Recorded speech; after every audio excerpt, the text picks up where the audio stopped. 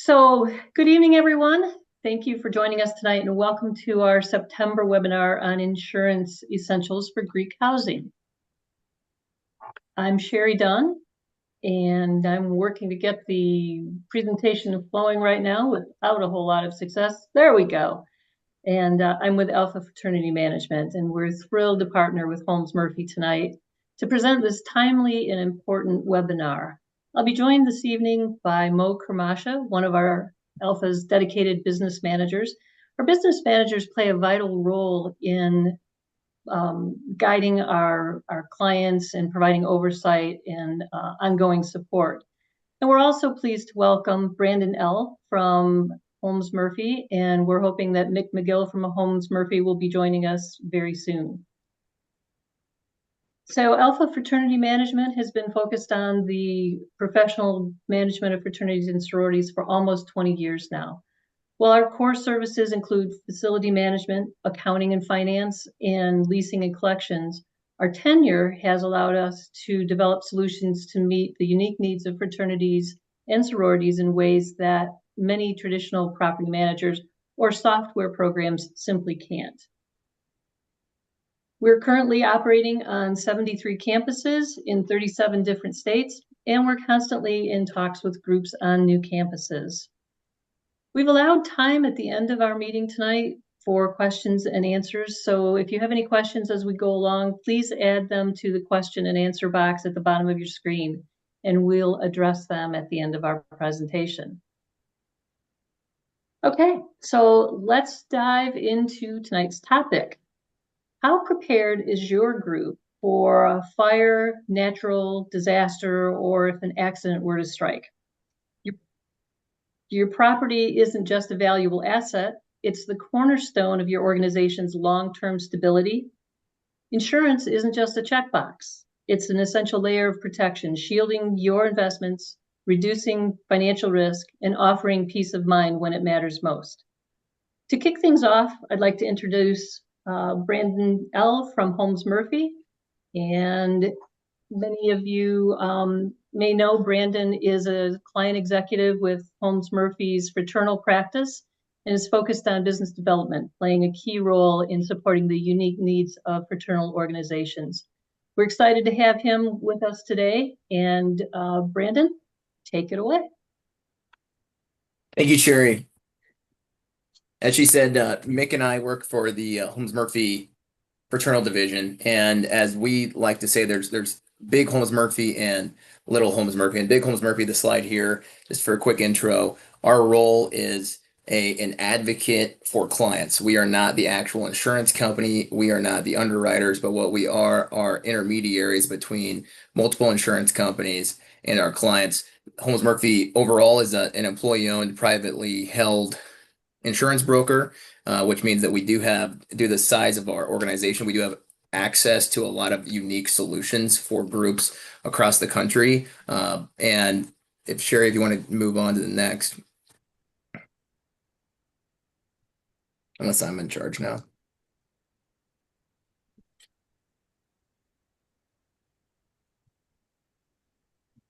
Sherry, you can move the slide if you have the ability to. I think neither of us are in charge. Brandon, hang on here a second. There we go. Okay. So there's that was the larger Holmes Murphy organization. And then we have our fraternals organization, which specializes typically with either national Greek organizations, local house corporations. We do have options for student housing, off-campus student housing, on-campus organizations with about 25 folks on staff with a variety of properties. The particulars that we'll talk about today are going to be insurance programs for alumni associations, national organizations, or student housing organizations. Because typically what you would see is if you were maybe have an insurance policy with a local mom and pop agency that may, or a state farm, eventually maybe that insurance company would say, we don't want to be in the business of insuring properties that are housed by undergraduate students. And so typically the student housing component and Greek organizations are grouped together and have challenges. Mick's been on our team for a really long time, and the program that we've created allows the volume of all these Greek organizations together to create a little more economy of scale and get some unique solutions. And so what I'm going to talk about are just some things to know about and to explore on your own policies or discuss with us in the future about, hey, do I have this or this? And just understand that in preparation for a claim in the future. We can go ahead. Again, this is just the size of our overall property program, in which we've got about 227 organizations. Actually, it's more, 227 national organizations, about 2,500 individual properties insured in the program. All right, so what I'm going to talk about are just some items here to look out for in both liability insurance and property insurance. And liability insurance, just to take a quick step back, let's understand that is for injuries, personal injury, that it could be caused to a third party from you as the landlord. So that could be a visitor, that could be a tenant, that could be someone walking down the street. So if a physical injury or a personal injury like defamation occurs, that is where the liability comes. And what we are seeing in the marketplace now is that insurance companies typically are wanting to either completely exclude or put smaller limits on certain types of coverages. So even though the policy says it's $1 million per claim, they might say I want 10 to 50 to 250,000 of sub limits for the most dangerous claims for them, which are assaults, batteries, alcohol issues, hazing, sexual abuse. And obviously there's a reason that the insurance companies are saying, hey, we'll maybe add this or we will exclude it, but we want to have a small amount of coverage. And so what we have just outlined when we deal with clients is, what amount of coverage do you have for that? Some folks say they're willing to have a reduced amount of assault or battery or hazing or alcohol for a premium reduction. However, those are some of the more common liability claims that we see as a landlord. And so that's just the first option I wanted to discuss there, is that these are things to look out for and to just understand that if that claim were to occur, what amount of total liability insurance do we have for those coverages? The other item that is getting more common across the insurance marketplace, and actually especially in our with our partnerships with insurance companies, are underwriters and insurance companies unwilling to either work with clients or adding additional premium if we don't have additional insured status from our tenant groups. And I like to typically use an example of if you were a real estate owner that had a strip mall and you had tenant or commercial properties inside there, and you had maybe, let's say, a restaurant, what the landlord would ask the restaurant is proof of insurance and also be an additional insured on their policy, because the landlord potentially would be named in, a slip and fall or an injury that occurs at that premise. We want to have the same issue. And so we want to talk to our Greek organizations that are our tenants, or maybe our individual tenants if they have individual leases, to say, do you have general liability insurance? Can I please see that? Is my lease also in compliance with their insurance and vice versa? And that's something that, Mick and our team really try to strive to do, is to say this wording is appropriate for our tenants. Our insurance companies that we work with may still offer coverage if you don't have additional insured status, but they will increase the premium typically because they are concerned that there is not sufficient insurance at the organization or the tenant level, and that they would potentially just take on liability on behalf of somebody else. So that's really something that we've been trying to hammer home, is what is being required of our tenants, and are we getting the appropriate insurance? And that really all starts with how the lease language starts, and both Alpha Fraternity Management and Holmes Murphy are willing to look out for that. Renters insurance is becoming a new topic across the board.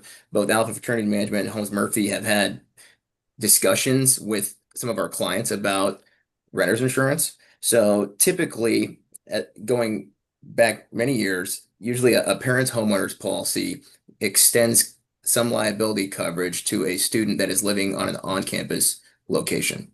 However, as some of the homeowners policies have changed in the most recent years, some of that is getting a little more gray on where our students liability coverage is following. Does it include apartment complexes? Does it include certain areas?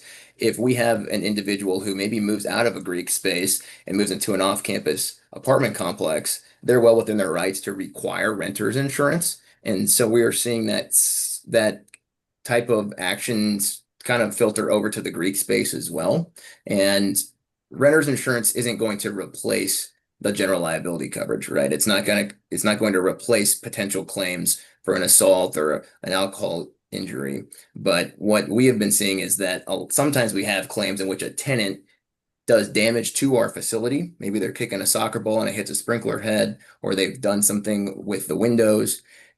And then our insurance policy as the landlord pays out that claim. And it's kind of challenging for us to then recoup those dollars from our tenant, even though it is their responsibility. And so something to replace that is a renter's insurance policy in which it covers a certain amount of damage caused to your facility. And then we don't have to go hunt down that individual's homeowner's policy, or maybe their parents don't have a homeowner's policy and we have to try to get money from a 19, 20-year-old student, and that's tough. So then our landlords are just out of the money for that. And so for some claims, the renter's insurance does satisfy that. And both Holmes Murphy and Alpha Fraternity Management, actually, we've had a couple of accounts together to try to solve that for folks. Because sometimes we engage with third-party landlords who have that requirement already in place, and we have to figure something out. So that's something that's becoming more common this year. Brandon, there have been a couple of questions that have come through that I want to ask now as opposed to waiting to the end. One was a question about intentional torts. Are intentional torts excluded? Brandon, I'll take that. Oh, hey, Mick. Yeah, hi guys. Hey, I will just tell you that we manuscript our general liability policy, so it's customized to make sure that we're taking care of the exposures that fraternities see and sororities see. But intentional torts. So I will just tell you this. Let's just talk about a hazing claim. Someone intentionally hazes somebody. Okay, that perpetrator will not be covered, but all the innocent people that get brought into it, which is normally the chapter, sometimes the chapter president, sometimes the national fraternity, are all covered. So, and that's for hazing, that's for sexual assault, that's for abuse and molestation. So what I'm telling you is the perpetrators are not covered, but the other folks are. They get dragged into it. Great. Thanks, Mix. Thanks for joining us too. Yeah. Yeah. And another question, just to clarify, a housing board might not need to purchase liability insurance if it is covered by the chapter's national insurance liability assessment tax. Is that correct? Yeah, that's typically correct, but that's not always correct. We are seeing some national organizations that have started to exclude house corporations from their policies. And then they're either those house corporations have to buy additional insurance back from the national, or they have to go find a solution elsewhere. Mick and I don't have any clients that do that individually, but we do know some other places that have that as a new practice, probably in the last 2 to 3 years. So that's something that I would probably double check is my national organization providing me insurance. We also have what we call an ancillary house corporation liability program, which is something that I think is at least smart to explore, because even if you had $1 million from the national organization afforded to you as a house corporation, if there was a claim like Mick just outlined, in which both the chapter president, some of the individuals, the house corporation, and the national were all involved in, you are actually at that point kind of splitting some of the legal fees and the indemnification and payment out together. Whereas if I were in a house court spot, I'd probably want to have some of my own policies on my own. And so by getting your own individual house corporation liability policy, that would be your own limit of insurance solely for you. Ours sits on top of the national policy more times than not. But it's something that we're seeing a little more common, where the national organizations may try to limit some of the premiums they're paying by reducing some of the house corporation liability. So it's something to just kind of learn about. I'm just going to weigh in on this. I apologize, but so as a house corporation, you want to make sure that you have the insurance that you need. not only for the building, but from a liability standpoint. And getting insurance for fraternities from a liability standpoint is much difficult than it used to be 15 years ago. And there are ways to buy additional insurance, but I just think you got to weigh, how much liability insurance you have versus your assets, because you're going to get sued for whatever your limits are. But I get it. When you have a really nice fraternity house, you got to make sure you're insured properly, not only from a property standpoint, but a liability standpoint. Great, thank you. All right. So on the property side, a few things here. I think these are all pretty important. The first thing to talk about here is the difference between different types of insurance coverages and policies. Sometimes we see an option in which it may be cheaper than some of the programs that we put together, and the reason why is because it's an actual cash value option, and that doesn't always mean it's cheaper. Honestly, I'd say it's 50-50, but an actual cash value policy is typically what you'd see out in the standard marketplace where you don't really have a lot of volume, kind of like with the Holmes Murphy fraternal team, in which we have insurance companies that do see our Greek orgs pretty often. An actual cash value policy is a depreciated value. So my example is when you purchase a car, we all know when you drive it off the lot, immediately people say that's not worth as much as it was 10 minutes ago. And that's similar to our actual cash value on a property, in which there's depreciation incurred on everything inside or outside of that house due to age. And that's something that maybe you're comfortable with, but I would think it'd be smart to look and say, all right, even though it says there's $1 million of coverage on the policy, what is our actual amount of insurance after the depreciation? Engage with the insurance provider and say, all right, what's my current depreciation figure? Because how much do I actually have on this policy? A couple ways to adjust that. One, there's two different types of policies to do that with. One is an agreed value, also known as stated value. And that means that if it says it's $1 million on the policy, then you have $1 million of coverage. So that's something to know, that then you don't have to worry about the actual cash value figure. We also have an option for some clients in which there's guaranteed replacement cost. Guaranteed replacement cost is very rare in the marketplace, but we do have that. And if we have done a recent appraisal, an insurance appraisal, and we think it's $1 million to replace, and you pay premium for $1 million, then and even if the claim was 1.2, there would still be coverage for that additional limit. But I really think if there's an actual cash value policy in place, the first step is to just understand what that number needs to be, and maybe transition to an agreed value policy so that your teams are not out of money when that claim does occur. The other piece is to get an appraisal every couple of years. Especially prior to COVID, property values have skyrocketed, and there's a difference between real estate value and insurance value. Your real estate value may increase every year, decrease, who knows what it is, but that's different than what the actual deconstruction and reconstruction of a property is. Some people say, hey, I could sell this for X. Why am I insuring it at this? Those are two different things. And so we typically do about once every 3 years in our program, a insurance value. There's lots of good programs with lots of data that are with multiple insurance companies, with construction companies across all the different zip codes that say this is how much we think this insurance or this building is worth if it needed to be torn down and rebuilt. So that's something to look at. The other piece is sometimes it's just understanding what your policy has today before the appraisal occurs and try to get that changed. There's some policies that they're lower than $100 a square foot. Typically, that's how insurance policies work for property. It's the square footage of the property times a value associated with that. I would like to see that be at least probably 150 to 200 to 250 to 300, depending on where it's at. And if it's anything under probably 150, I really think it's something that's like we should probably be proactive to make sure that the amount of insurance we have is sufficient, because sometimes our valuations are maybe a decade or older, and things have obviously changed when it comes to construction inputs, supply chains, labor that cost more than they did a few years ago. And can I just interject here too? On the FPMA ACV policy, I'm just telling you guys, actual cash value is not the way to go. We only place that coverage if the building is not in great shape or they don't have the money, because like Brandon said, everything gets depreciated. It's just not the way to go.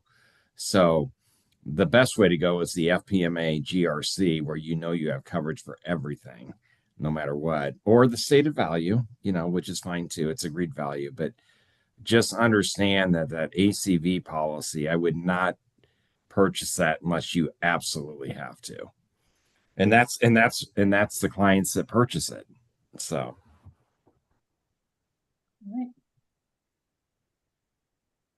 All right.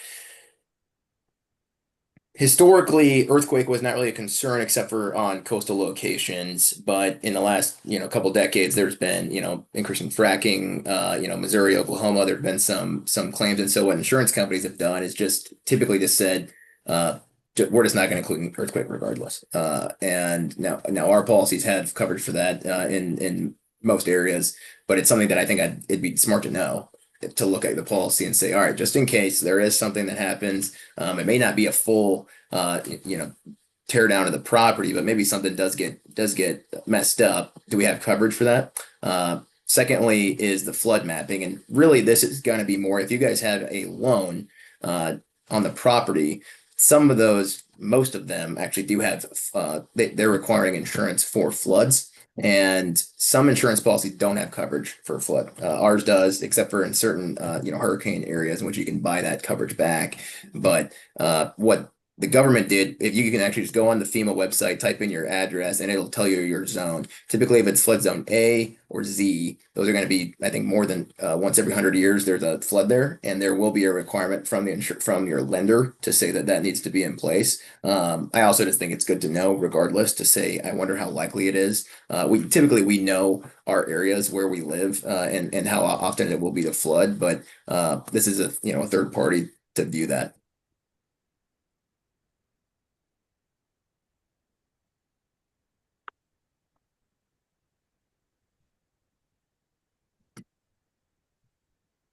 All right. So on an insurance policy, the amount of insurance provided typically on just where it says the property value on the insurance policy, that is to deconstruct and reconstruct the property as it was prior to the claim. If your house corporation wants to upgrade or improve some things in there, sometimes there's some negotiation with the insurance company to get that paid for, and sometimes you have to pay it out of pocket. They really want to, replace it as it was prior. Sometimes, since we have building codes to then do reconstruction, not only do we can't do it as we did before because there's codes that we were grandfathered into. And on an insurance policy, there's sometimes a separate limit of insurance that's called law and ordinance that then pays additional for code upgrades. Some examples of that would be, there's handicap spots need to be put in there, wheelchair accessibility, widening of hallways. We've seen certain areas that require a certain amount of parking spaces, and that gets it super expensive. And so I would want to make sure that the law and ordinance coverage on there is on there at all in the first place. And secondly, just kind of know what that limit is. Sometimes there's not a ton of negotiation we can do with insurance companies. However, in our program, you can buy even additional law and ordinance on top of the limit that we have just built into the policy. But I think considering a lot of our properties are older, right? I mean, there could be 100 or more years old. We have some codes that we have not had to accommodate. And if we're going to do a new construction, we're going to need to get in compliance with that. And instead of us paying out of pocket, maybe the insurance policy will help out. And I'll just tell you, with our guaranteed replacement cost policy, we have $2.5 million of coverage here. And I will just tell you guys, if you have a major loss, this is going to come into play. So make sure, whether you're using us or somebody else, that you make sure you have the adequate amount of law and ordinance coverage, because it's a big deal.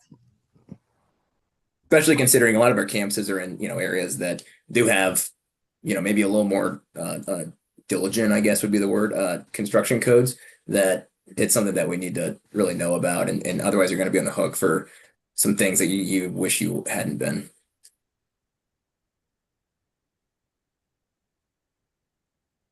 This is not really anything that pertains to our program. I just wanted to outline it, and who knows, maybe it will be someday. But I do a lot of standard apartment complexes, student housing portfolios outside of our program, and what is becoming a big issue for them are aged electrical panels and electrical systems. if you have something that some of these products are from like the 60s and 70s, they're called Zinsco or Federal Pacific Stab Lock.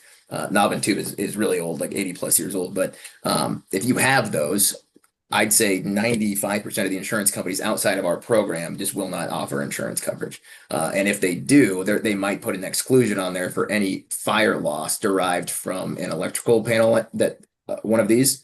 And so we have been lucky, knock on wood, to not have claims from these that we know about. And but what I've talked to other insurance companies, they've said, yeah, we have, and so that's why we're starting to do this. And so that's something I think it's like, hey, let's understand first off, why are they doing that? It's because they don't overheat appropriately, especially as they've gotten older. They don't turn themselves off automatically; they just start fires. So it's something I think I'd want to just know. All right, these are some panels that insurance companies do not want to deal with. Maybe we have that. Maybe we should get a quote to see if we could change some of our systems to know what's going on. Like I said, we don't really have that issue with our portfolio currently, but it is something that's becoming a big topic.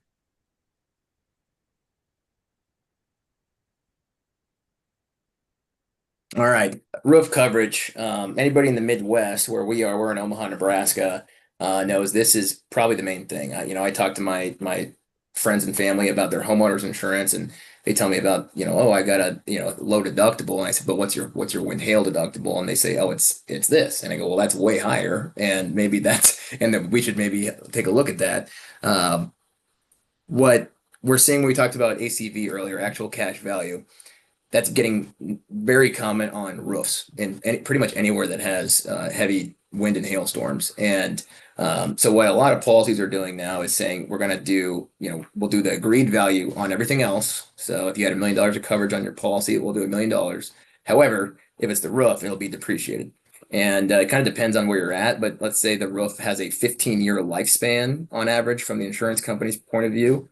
Every year, that's 15, whatever the percentage is of divided by 15, that's the amount that it'll be depreciated. And it's something to know about because, in our neck of the woods, this is by far the most common claim is going to be a wind and hail claim. So that's one thing to know is, do I have ACV roof, even though I have stated value policy? I should say somewhere on there on the policy if that's something that we need to look at.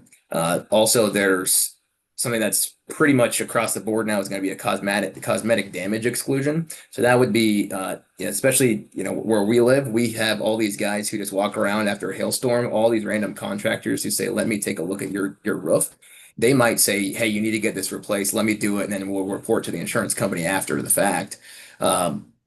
What could happen at that point in time is people are just proactively replacing things, but there's no problem with the actual functionality of the roof or the siding or the furnace caps or the gutters. They're not going to cover that. There needs to be a claim about the functionality of your, siding and your gutters or your roof, and not just it looks bad. And that's what they're trying to avoid is just people replacing their roofs all the time because it might look like it's not as good as it once was. So see if that is an issue on there. I'd also talk to your insurance broker and carrier before you start looking at, getting the roof replaced. And the last piece is also getting really common. We don't really do this in our program. We can negotiate it for premium relief if somebody wanted to, but it's getting really common to see percentage wind hail deductibles instead of just a number. So what people will sometimes look at is they say, all right, I've got a $5,000 deductible. Well, that's maybe just for fire or vandalism or water, but does it say that same number for the wind and hail, or is there a percentage? And so like the example I have here is if you had a $2 million building and it says you have a 3% wind and hail deductible, that's a $60,000. Is that right? Yeah, $60,000 deductible on your property. And that's can get super, super high, right? If you have a $5 million property, think about that times 3%. Some people have 5%, 2%. Is that something that we can afford proactively? Because on some of our properties, that $60,000 deductible actually just encompasses the whole roof replacement, right? So it's almost like they're getting away with not having coverage there at all. And so that's something to talk about. And if that is mandatory by your insurance company, I just make sure, hey, am I getting the appropriate premium paying to you guys for this deductible? Can I decrease it for additional premium? That's something to look at. And do I have enough cash to pay out that deductible when the time comes?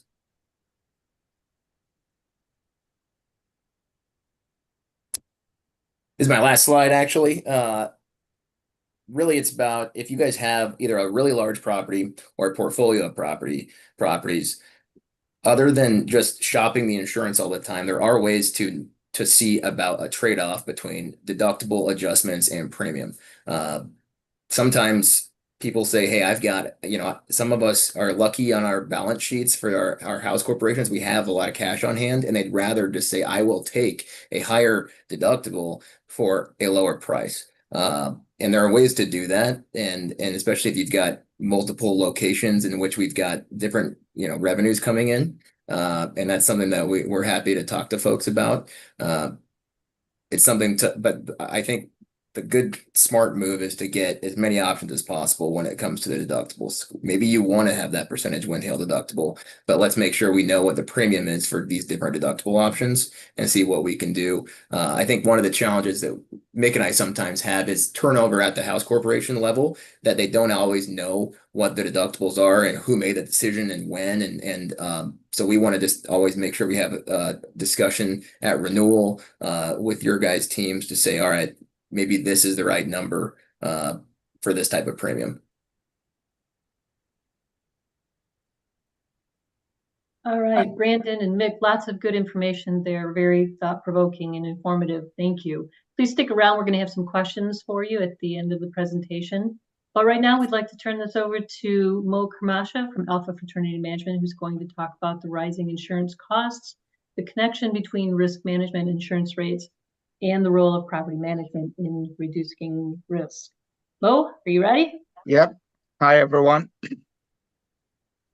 Okay, so I will start with the professional management and insurance rates and the relationship between having property management company in a place and the insurance premium rates. So first of all, having a property management in a place will reduce the cost by direct way or indirect way for the premiums of the insurance. Lots of companies like Holmes Murphy, they would offer discounted rates for clients who have property management in a place. Also, the indirect way, it will be by having the risk control and documenting processes, also with reducing the frequency of the claims and the value of the claims. That would really help a lot with maintain a better claim history, and that would definitely reduce the cost for the premiums for any insurance policy. Okay, talking about local facility manager impact here, there is a huge impact with having a local facility manager in a place by having a shorter response time for issues and work orders.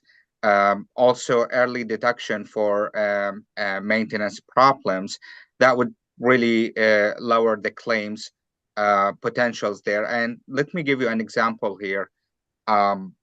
If you have a leak that is not deducted on time or not deducted by the members who's living at the chapter house, that could be turned to a huge issue like a flooded basement claim or a bigger issue with the foundation of the chapter house, which could cost like up to millions of dollars to fix or to rebuild.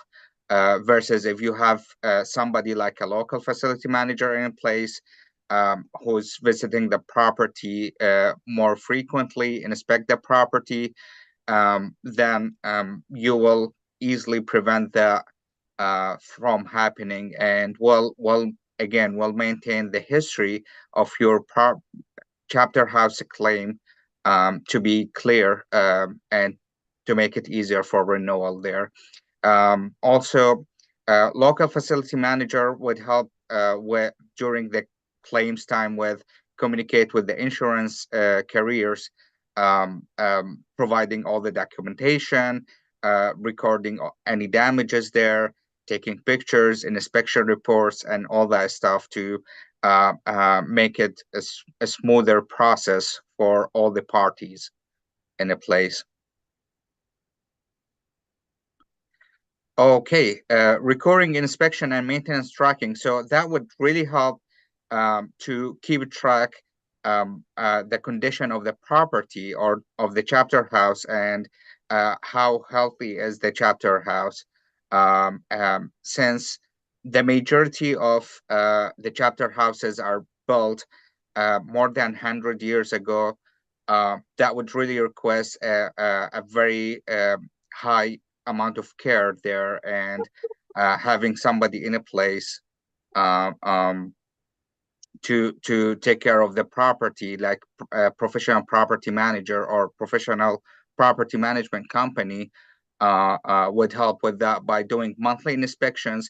Also, the monthly inspection would help with deducting any tenant damages on time and making sure things are not getting bigger, and addressing things on time. And provide documentations to support risk management practices. Definitely keep maintaining records and maintaining the history and the condition of the property is a big, a huge factor that related to the insurance companies' processes.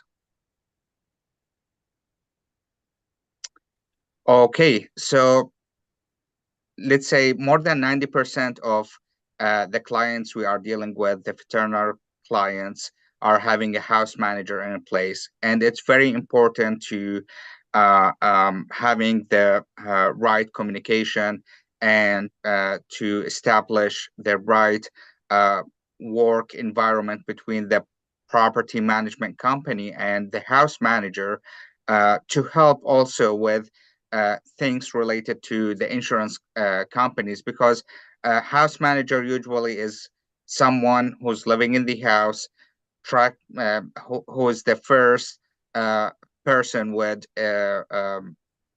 send any inquiry or send any claim to property management or to the insurance companies. So that would really help with preventing negligent related damages like plumbing, fire hazards, and etc. Also would build accountability and reducing preventable losses. Again, that would really help the history of the claims to be more, and would help with renewing your insurance policy in very smooth way and manner.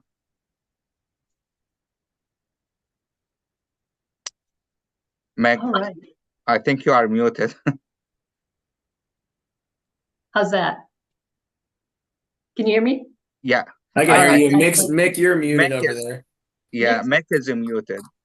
Technology is always the problem in all of this. Okay, I'm Everything sorry. that was- Can you hear me now? You Yes. got it, Mick. I think those points were all great, but I think, one thing I will tell you guys is having cages over those sprinkler systems, the sprinkler heads. I mean, I know it costs a little bit of money, but we have so many losses from kids, kicking soccer balls or hanging stuff from them or whatever. I just think that makes a lot of sense, and I'll be quiet now. Okay, so No. Great insight, Mick. We appreciate I'm it. gonna mute myself again. Okay, so I won't bother Well, you. don't do that right now, because we're going to go through some questions Okay. from I'll our just be audience. quiet. Okay. So we're going to But open up the meeting. I think that's a really important thing, because water damage is the leading. If you look, we have 2,500 insured locations, and water damage is the leading cause of loss for frequency and severity. And so many times it's the sprinklers that get, and I'm just like, put the cages up over those things, and it would make a difference. And I know it costs money, I get that, but just a thought. So All right, well, we'll open up the meeting to any questions that anyone has about tonight's topics. If you want to just throw them in that Q&A box at the bottom of your screen, we will get to them right away. So we have someone, gentlemen, and anyone can pop in here, or any any number of you can pop in here and offer your thoughts on this. But one guest says, directors and officers insurance. Holmes Murphy does not offer this product, correct? If not, who do you recommend? And do you recommend that every board has it? What is the benefit? Yeah, I can answer that. So just to summarize what directors and officers coverage is versus liability insurance, directors and officers has gone by a few different names historically. I like to call it management liability more than I do directors and officers, because for some folks, even myself, you hear directors and officers insurance, that you think that just means liability insurance for that director and officer. Really, what the directors and officers insurance is for is, it used to be called errors and omissions insurance, and so that would be more about the management of an organization versus causing injury to somebody. So the directors and officers insurance would be maybe the practices of our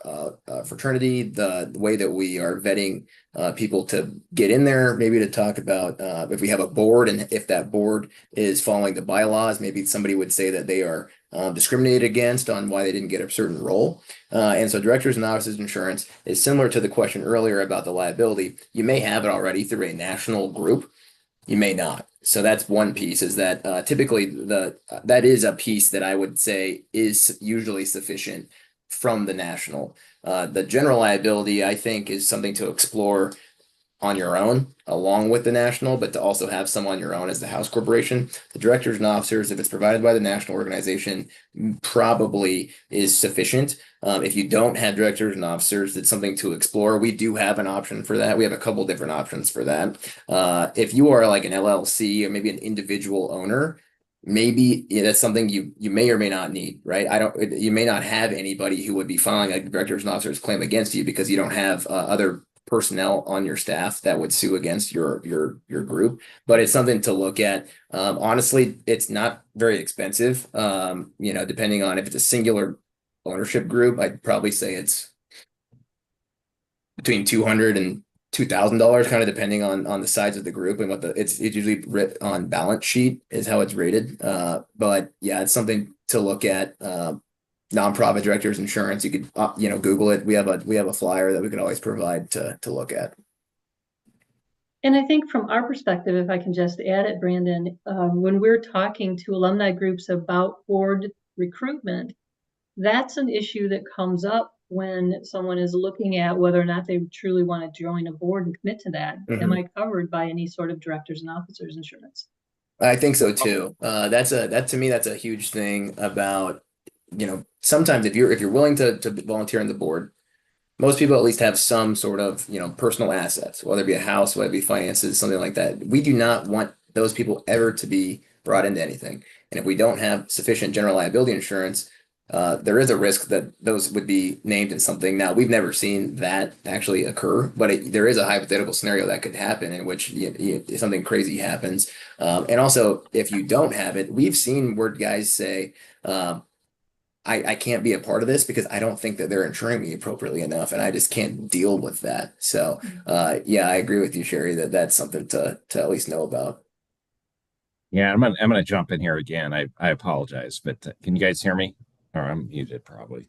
No, you're good, We Mick. can hear you, Mick. Okay, sorry, I'm not a great computer guy, but I will tell you this, that the D&O coverage is so important for alumni volunteers because they need coverage if something comes up. Because I will tell you the D&O policy, directors and officers liability policy, includes employee practices liability coverage, which means that if you expel somebody from the chapter or somebody doesn't get in through the rush, through the recruitment process, and somebody files a claim, there's coverage there. And this coverage is not that expensive. So we've had another guest ask, can you comment on the value of terrorism insurance as well as internet fraud insurance? Mm-hmm. Yeah, so the terrorism, so we have that on our general liability policy.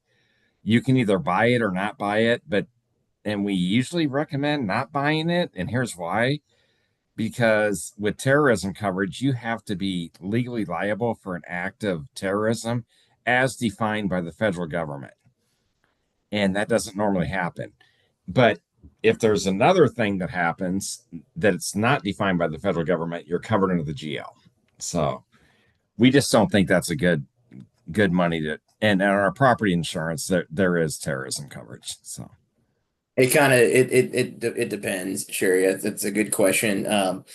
Just so folks know, that was something that came across after September 11th, in which it was vague on some of the insurance policies on if there was property coverage due to the incidents. And so what they decided was we are going to just have a separate type of policy and coverage that you can buy. And as Mick said, that coverage actually wouldn't come into place unless there was a terrorist activity defined by the government. There has never been one that's ever been paid out in a terrorist insurance claim. We can think of various things that have happened in the last 20 years. That hasn't ever been the case. Now, some banks require it regardless. Some people buy it proactively just for peace of mind. So that's something there.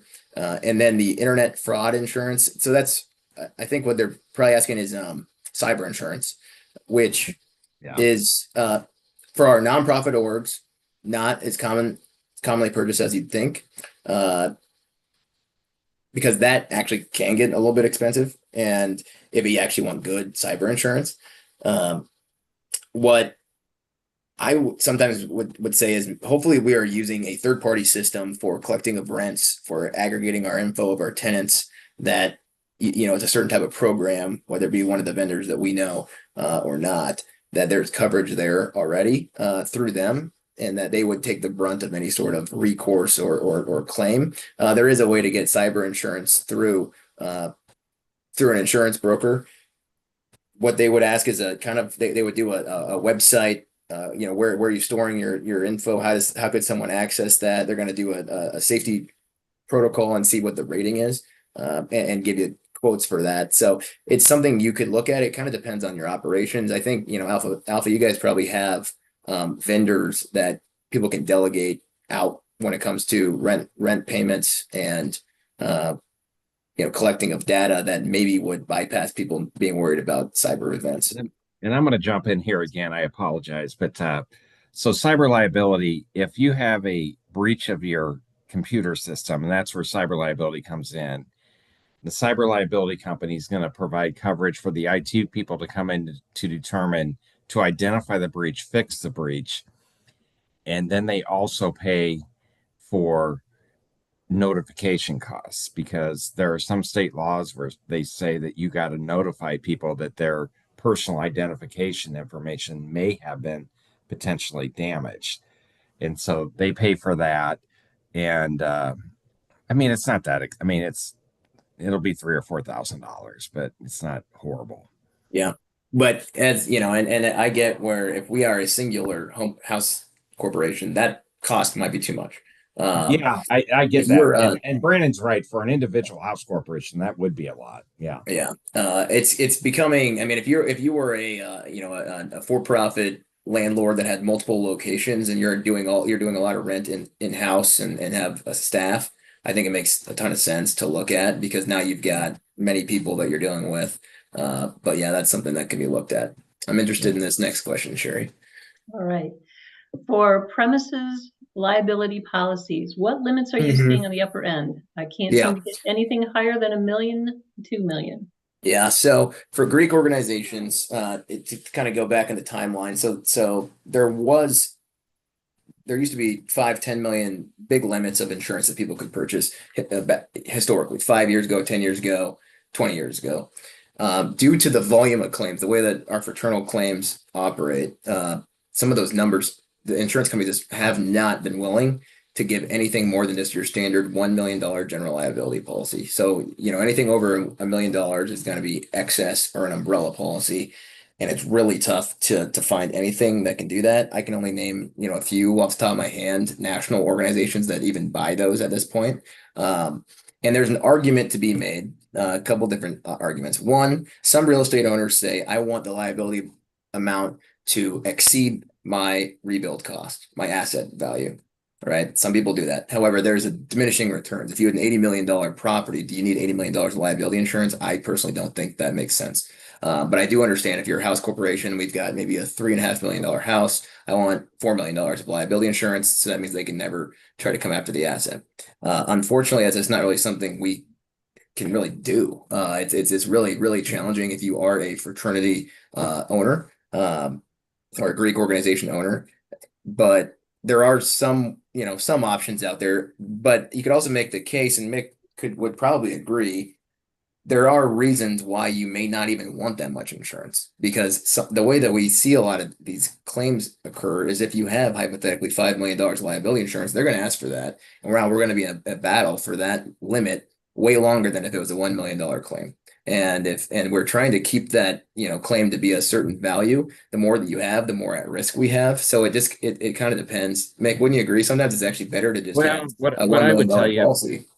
what I would tell you about our general liability policy is it's $1 million per occurrence, meaning per claim. I mean, it's basically per incident, and $2 million for all claims that occur during the policy year. However, those limits apply on a per location basis, subject to a $5 million limit. So you have more coverage than you think. As far as the excess liability, I always tell people, I know you want to protect your assets, but you're going to get sued for whatever limits you have. I'll give you an example. We had a NPC group that had a car accident, and it was a bad one.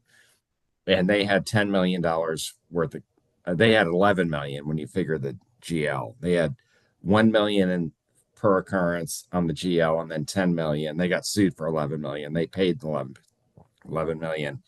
And I don't know if that was the right amount or not, but I guarantee you if they had 5 million, they would have been sued for 6 million, meaning the 1 million plus 5 million. And it's just the way this works. So I always tell people, just understand you definitely want to protect your assets. I totally get that.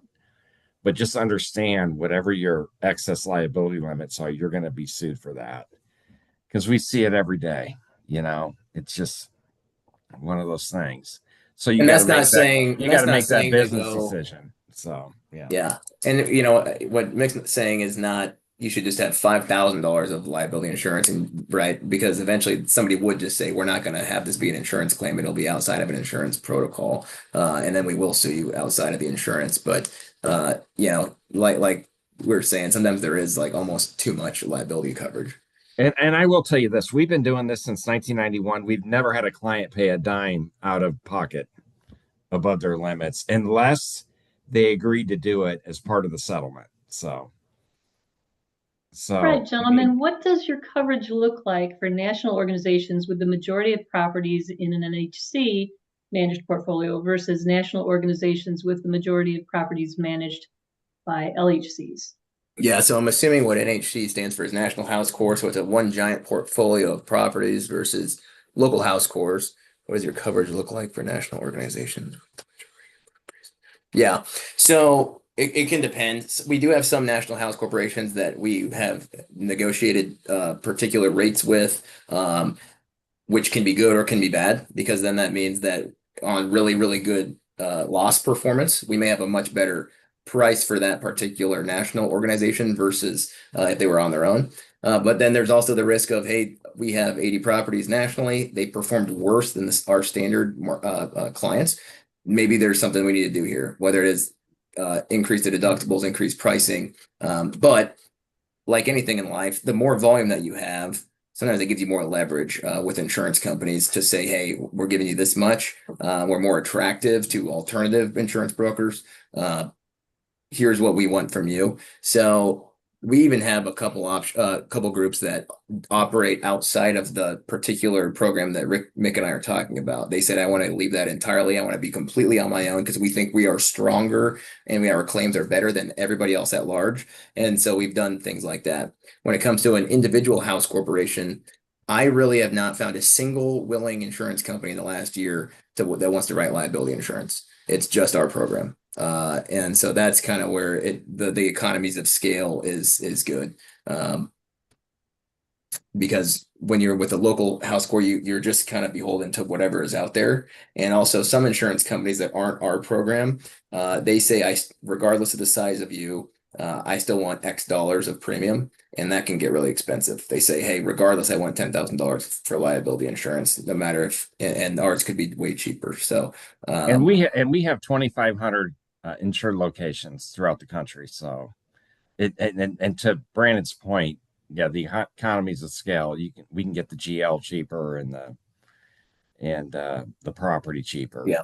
The liability and the when it comes to the open market, meaning anything outside of our Holmes Murphy fraternal space, there's more willingness for people to maybe look at a portfolio of properties than they would the liability. It's very small chance that we find something on the liability side, but there are some insurance companies that have called and said, hey, I'd be interested in a national organization that has 5, 10, 30, 40 properties. We'd be willing to look at that. So there are some things, not only in our program, but outside, because I think people understand that some of us take good care of our properties, right? They use alpha management. They use people to actually, and they perform better than some other apartment complexes. Do you provide fraud insurance to cover our business management services if the property management company is not providing? I will tell you that the property management company is insured under the clients, so it'd be like the fraternity's GL policy, if they're a client of the named insured, which is the national fraternity. And most of the time, they're not a client of the national fraternity; they're a client of the house corporation. So there's no coverage there. So they need to purchase their own. And I don't know if I answered that completely, but let me know, and I'll keep going. But thinking they were saying fraud insurance, maybe meaning crime, maybe yeah, means crime theft. insurance. We can place crime insurance. That's not a problem. So Yeah, crime insurance, we do a lot of it's employee embezzlement, which includes volunteers, right? So you have a volunteer undergraduate member or a house corporation person who embezzles money there, and that coverage is not that expensive. So we can place that too. And I mean, and so can our competitors. I mean, I'm not trying to just make it about us, but so I would say those two things. But I would tell Another, you, as a property management company, if you're not an addition, if you're not working for the national fraternity, you have to have your own coverage. And we had that problem with one of your competitors, and you know, so you got to have your own GL because you're not working for the national fraternity typically. Maybe you are. I don't know. I shouldn't say that, but typically you're working for house corporations, local house corporations, and all that. And the insurance coverage from the fraternity or the sorority does not extend to the property manager unless you are working for the named insured, which is the first named insured, which is the national organization. yeah. Alpha does it right, right. And what Mick's trying to say is that we've actually seen times in which property managers just assume that because they have a contract with a landlord that they just have insurance through them, which obviously is not going to be the case, right? I mean that everybody needs their own insurance policies. Alpha does a good job of you guys have your own contracts. While we're here, I would like to outline that in our program we provide discounts on the property policy for Alpha clients. Because historically, what we have seen is people who use a property manager have better results, and especially the Alpha team, because we just feel like they do a really good job. And so by engaging with them, that we know that people are going to upgrade the facilities, keep contracts on file, everything's going to run right, and so there's a discount associated with that. Hey guys, Alan is the best. I mean, he is on top of everything. I'm just going to tell you that. So I really like, and he's a really good person too. Brandon, thanks for mentioning that. We have another guest who asks, for cyber liability, what about theft of funds? What was that? For cyber liability, what about theft of funds? Yeah,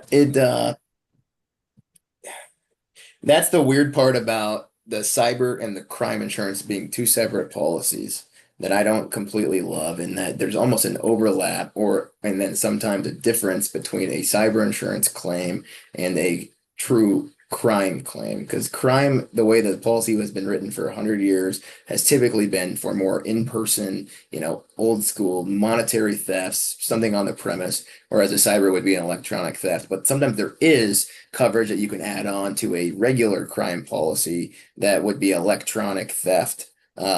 It just kind of depends on the policy. Sometimes the only thing I would say here is that sometimes we see policies, it's like just a standard package policy, which just has, yes, liability, it's got directors and officers all encompassed into one. And those can be great. And then sometimes they say, how about for $50 a premium more, I'll do a cyber insurance policy. And they'll add that on there. I do not think that is very good insurance. And I so would that's just something I'd tell you like to- that claim's going to be covered under crime policy, not a cyber liability policy. Okay, there we go. I think it's something to review under each policy to make sure. No, I get it. I get it. So, Hey, we have a little clarity on the preceding fraud insurance questions about fraudulent checks. So do you provide fraud insurance to cover our business management services if the property management company is not providing it, specifically around fraudulent checks? I didn't hear that. I'm sorry. Fraudulent checks, Mick. Oh, Brandon's got it. Brandon's got it. So yeah. I might need you to answer that one, Mick. Fraudulent checks is what he's asking about. Well, fraudulent checks, again, that's going to be crime policies. Yeah. That's where that's covered. It's covered under crime policy. Okay. I love this next question. Give some advice for the use of security cameras. What are the downside risks? Well, I'll tell you. Okay, so I think I have a little bit of experience in this, but so security cameras are great, but just keep them in the common areas and outside the buildings. You can't obviously go into the private rooms and all that. So if you do that, I think it'll be good because, and I think security cameras make a lot of sense because we've seen. It's so funny when you see some of these kids where they have these claims and they don't get what's going on with the cameras and everything. And when I say the common areas, I'm saying like the family room or the kitchen or whatever, not the rooms. And then I would have them outside too, around the building. So All right, we'll give it just a moment more for any other questions for the evening. Brandon, Mo, Mick, you have all been tremendous on this. We appreciate your time tonight and you sharing your insight. Everybody who joined us, likewise, we appreciate the time that you took to spend with us tonight. Someone asked if these presentations were going to be available afterwards. Alpha generally puts our webinars up on our website within a couple of days, and Holmes Murphy will be providing yes, you can use our stuff. That's not a problem. All right, so there is all of our contact information if anybody would like to get in touch with us for these reasons or others. Again, thank you for your time. Thank you for joining us, and we wish you a good night. Okay, thanks, everyone. guys. Thank you. Have a great one. Good talking to you guys. Okay, take care.